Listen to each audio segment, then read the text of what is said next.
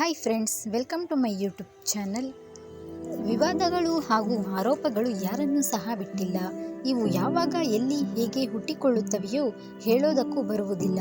ಅದರಲ್ಲೂ ಸೆಲೆಬ್ರಿಟಿ ಕ್ಷೇತ್ರದಲ್ಲಿರುವವರನ್ನು ಇವು ಹುಡುಕಿಕೊಂಡು ಬರುತ್ತವೆ. ತೆಲುಗಿನ ಖ್ಯಾತ ಯೂಟ್ಯೂಬರ್ ಆದ ಹರ್ಷ ಸಾಯಿ ಅವರ ಹೆಸರನ್ನು ನಿಮ್ಮಲ್ಲಿ ಬಹುತೇಕರು ಕೇಳಿರುತ್ತೀರಿ. ಇವರನ್ನು ಭಾರತದ ಯೂಟ್ಯೂಬ್ ಲೋಕದ ಮಿಸ್ಟರ್ ಬೀಸ್ಟ್ ಎಂದೇ ಕರೆಯಲಾಗುತ್ತದೆ. ಯೂಟ್ಯೂಬ್ನಲ್ಲಿ ಇವರ ಒಂದು ವಿಡಿಯೋ ಬಂದರೆ ಅದು ಕೇವಲ ನಿಮಿಷಗಳಲ್ಲಿ ಲಕ್ಷಾಂತರ ಜನರಿಂದ ವೀಕ್ಷಣೆಗೊಳ್ಳಲಾಗುತ್ತದೆ. ಇವರು ತಮಗೆ ಬರುವ ಯೂಟ್ಯೂಬ್ ಆದಾಯದ ಹೆಚ್ಚಿನ ಪಾಲನ್ನು ಸಾಮಾನ್ಯ ಜನರಿಗೆ ದಾನ ಮಾಡುವುದರಲ್ಲಿ ಫೇಮಸ್. ಕಂತೆ ಹಣವನ್ನು ಇವರು ನಿರ್ಗತಿಕರಿಗೆ, ಬಡವರಿಗೆ ವಿನಿಯೋಗವನ್ನು ನೋಡಿದ್ದರೆ ಆಶ್ಚರ್ಯವಾಗುತ್ತದೆ. ಈ ವ್ಯಕ್ತಿಯದು ಎಷ್ಟು ಉದಾರ ಮನಸ್ಸು, ಇಷ್ಟು ಸಣ್ಣ ವಯಸ್ಸಿಗೆ ಇಂತಹ ದೊಡ್ಡ ಗುಣ ಎಂದು ಅದನ್ನು ನೋಡಿದ ಜನ ಪ್ರಶಂಸೆ ಮಾಡಿದ್ದು ಉಂಟು. ಇಷ್ಟೆಲ್ಲ ಹಣ ಸಂದಾಯ ಮಾಡೋದಕ್ಕೆ ಇವರಿಗೆ ಅಷ್ಟು ಹಣ ಎಲ್ಲಿಂದ ಬರುತ್ತದೆ ಅನ್ನೋದು ಅನೇಕರಿಗೆ ಅನುಮಾನವಾಗಿತ್ತು. ತಾನು ಬೆಟ್ಟಿಂಗ್ ಆ್ಯಪ್ಗಳನ್ನು ಪ್ರಮೋಟ್ ಮಾಡಿ ಬರುವ ಹಣದಲ್ಲಿ 40% ಜನರಿಗೆ ಸಹಾಯ ಮಾಡ್ತೀನಿ. ಒಂದು ಪ್ರಮೋಷನ್ಗೆ 80 ರಿಂದ 90 ಲಕ್ಷ ರೂಪಾಯಿ ಚಾರ್ಜ್ ಮಾಡ್ತೀನಿ ಅಂತ ಸ್ವತಃ ಹರ್ಷ ಸಾಯಿ ಅವರೇ ಇತ್ತೀಚೆಗೆ ಹೇಳಿಕೆ ನೀಡಿದ್ದರು. ಇವರ ಈ ಓಪನ್ ಸ್ಟೇಟ್ಮೆಂಟ್ ಕೆಲವು ವಾರಗಳ ಹಿಂದೆ ವಿವಾದ ಸೃಷ್ಟಿಸಿತ್ತು. ಇದೀಗ ಹರ್ಷ ಸಾಯಿ ಮತ್ತೊಂದು ಗಂಭೀರವಾದ ವಿವಾದಕ್ಕೆ ಗುರಿಯಾಗಿದ್ದಾರೆ.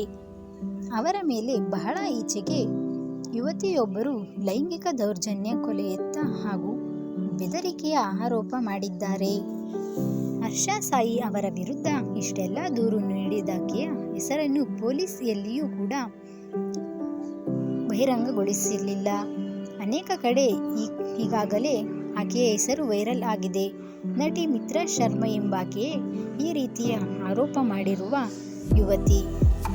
25 ವರ್ಷದ ಈಕೆ ಹರ್ಷ ಸಾಯಿ ತನ್ನನ್ನು ಪ್ರೀತಿಸುವ ನಾಟಕವಾಡಿ ತನ್ನನ್ನು ಬೇಕಾದ ಹಾಗೆಲ್ಲ ಬಳಸಿಕೊಂಡು ಮದುವೆಯಾಗುವ ಭರವಸೆಯಿಂದ ನನ್ನ ಮೇಲೆ ವಿವಾಹ ಪೂರ್ವವೇ ಲೈಂಗಿಕ ಕ್ರಿಯೆ ನಡೆಸಿ ನನ್ನ ಅನೇಕ ನಗ್ನ ಹಾಗೂ ಖಾಸಗಿ ಫೋಟೋ, ವಿಡಿಯೋ ಸೆರೆ ಹಿಡಿದು ಈಗ ಅವುಗಳನ್ನು ಇಟ್ಟುಕೊಂಡು ಹಣಕ್ಕೆ ಬೇಡಿಕೆ ಇಟ್ಟಿದ್ದಾನೆ ಮತ್ತು ಹಣ ಕೊಡದೆ ಹೋದಲ್ಲಿ ಅವನ್ನೆಲ್ಲವನ್ನು ಸಹ ಅಂತರ್ಜಾಲದಲ್ಲಿ ಬಿಡುಗಡೆ ಮಾಡಿ ಮಾನಹರಾಜು ಮಾಡ್ತೇನೆ ಎಂದು ಬೆದರಿಕೆ ಹಾಕ್ತಾ ಇದ್ದಾನೆ ಅಂತ ಅವರು ಆರೋಪಿಸಿದ್ದಾರೆ.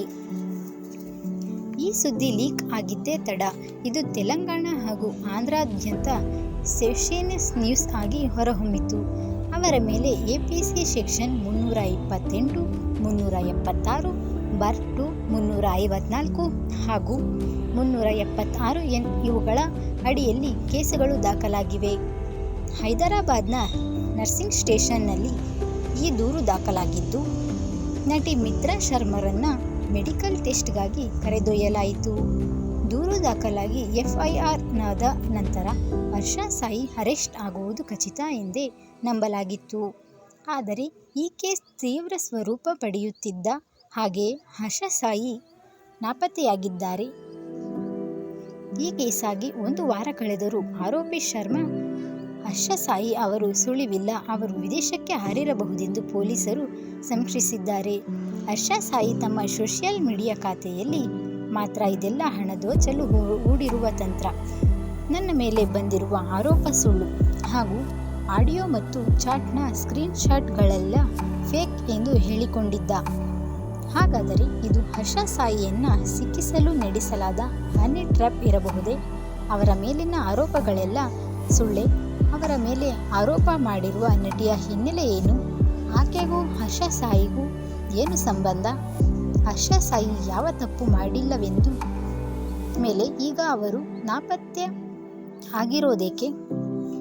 ಹರ್ಷ ಸಾಯಿ ಅವರ ಮೇಲೆ ಆರೋಪ ಹೂಡಿಸಿರುವ ಮಿತ್ರಾ ಶರ್ಮಾ ಮೂಲತಃ ಬೊಂಬೆಯ ಒಬ್ಬ ಮಾಡೆಲ್. ಕಳೆದ ವರ್ಷ ಹರ್ಷ ಸಾಯಿ ನಟನೆಯ ಮೆಗಾ ಸಿನಿಮಾದ ಟೀಚರ್ಸ್ ತೆರೆ ಕಂಡಿತ್ತು. ಈ ಚಿತ್ರದ ಕತೆ ಹಾಗೂ ನಿರ್ದೇಶನ ಎರಡೂ ಸಹ ಹರ್ಷ ಸಾಯಿ ಅವರದ್ದೇ. ಈ ಚಿತ್ರಕ್ಕೆ ಅವರೇ ಹೀರೋ.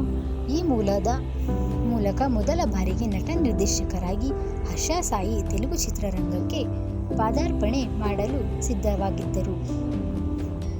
ಈ ಪಿಕ್ಚರ್ಸ್ನ ಬ್ಯಾನರ್ಸ್ನಲ್ಲಿ ತಯಾರಾದ ಈ ಚಿತ್ರಕ್ಕೆ ನಟಿ ಮಿತ್ರಾ ಶರ್ಮಾ, ನಟಿ ಹಾಗೂ ಸಹ ನಿರ್ಮಾಪಕಿ ಸಹ ಆಗಿದ್ದರು.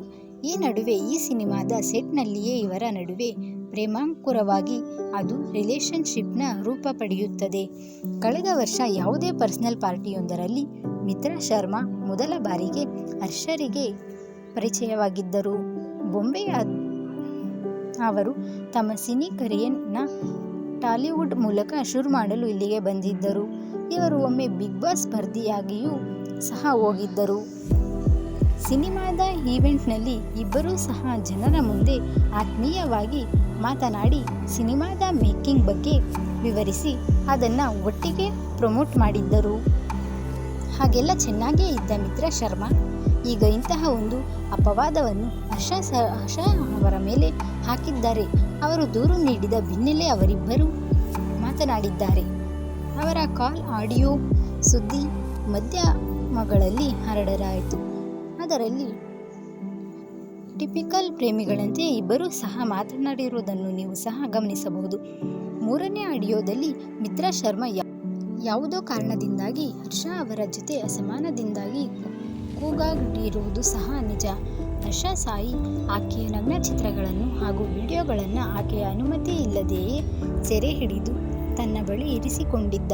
ಇದರಿಂದ ಮೆಗ್ಲಾಡಾನ್ ಚಿತ್ರದ ಕಾಪಿರೈಟ್ ತನಗೆ ಕೊಡಬೇಕೆಂದು ಅಥವಾ ಅದರ ಬದಲಿಗೆ 2 ಕೋಟಿ ರೂಪಾಯಿಗಳ ಹಣ ನೀಡಬೇಕೆಂದು, ಇಲ್ಲವಾದರೆ ತನ್ನ ಬಳಿ ಇರುವ ಖಾಸಗಿ ವಿಷಯವನ್ನೆಲ್ಲ ಜಗತ್ ಜಾಹೀರು ಮಾಡುವುದಾಗಿಯೂ ಸಹ ಅವರ ಮಿತ್ರ ಅವರನ್ನು ಹೆದರಿಸಿದ್ದಾರೆ ಎಂದು ಆಕೆಯ ಆರೋಪ. ಅಲ್ಲದೆ ಫೈನಾನ್ಸ್ ಕೊಟ್ಟು ತನ್ನನ್ನು ಸಾಯಿಸಲು ಸಹ ಹರ್ಷ ಪ್ರಯತ್ನಿಸಿದ್ರು ಅಂತಲೂ ಸಹ ಅವರು ದೂರು ನೀಡಿದ್ದಾರೆ.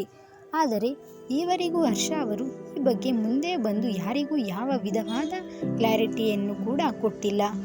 ಕಳೆದೆರಡು ದಿನಗಳಿಂದ ಹೊಸ ಆಡಿಯೋ ಕ್ಲಿಪ್ಗಳು ಸಹ ಹರಡುತ್ತಿದೆ.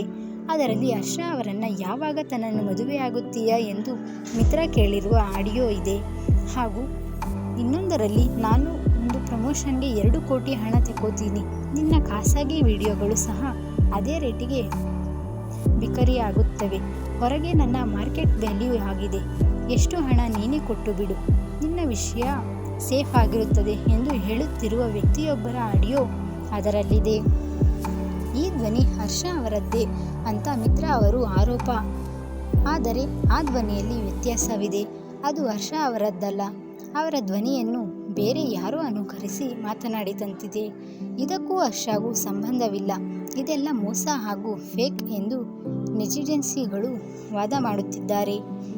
ಹರ್ಷ ತನ್ನ ಮೇಲೆ ಕಳೆದ ಹಲವು ತಿಂಗಳಿಂದಲೂ ನಿರಂತರವಾದ ಬಲವಂತದ ಅತ್ಯಾಚಾರ ಮಾಡ್ತಾ ಬಂದಿದ್ದಾರೆ ಅಂತ ಮಿತ್ರಾ ಹೇಳಿದ್ದಾರೆ.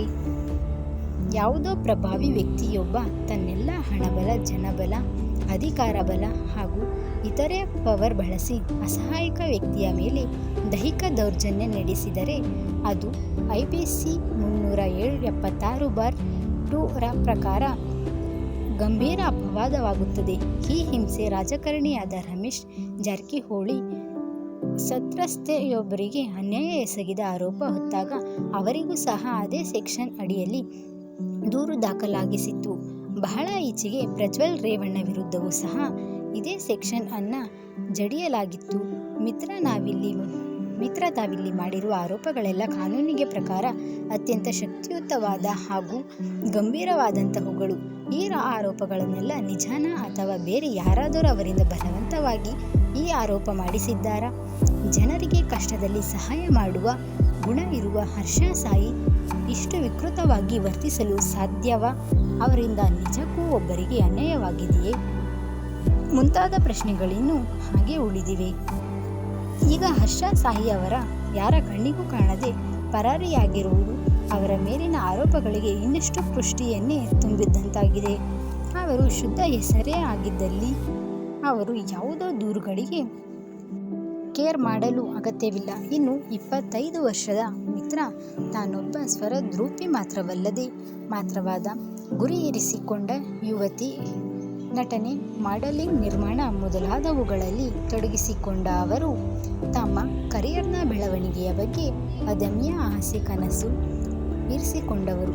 ಇಂಥವರು ಯಾರದ್ದೋ ಮಾತಿಗೆ ಆಮಿಷಕ್ಕೆ ಮರುಳಾಗಿ ವ್ಯಕ್ತಿಯೊಬ್ಬರ ವ್ಯಕ್ತಿತ್ವದ ನಾಶಕ್ಕೆ ಮುಂದಾಗಲು ಸಾಧ್ಯವೇ? ಒಟ್ಟಿನಲ್ಲಿ ಈ ಕೇಸ್ ಇನ್ನೂ ಸಹ ಗೊಂದಲವಾಗಿಯೇ ಉಳಿದಿದೆ. ಸತ್ಯತೆ ಏನೇ ಇರಲಿ ಈ ಕೇಸ್ನ ರಹಸ್ಯ ಹೊರ ಬರಲೇಬೇಕು. ಅನ್ಯಾಯಕ್ಕೊಳಗಾದವರಿಗೆ ನ್ಯಾಯ ಸಿಗಲೇಬೇಕು. ತಪ್ಪು ಮಾಡಿದವರಿಗೆ ಕಾನೂನಿನ ಪಾಠ ಸಿಗಲೇಬೇಕು. ಈ ವಿಡಿಯೋ ಇಷ್ಟ ಆಗಿದ್ರೆ ಲೈಕ್ ಮಾಡಿ, ಶೇರ್ ಮಾಡಿ. Thank you.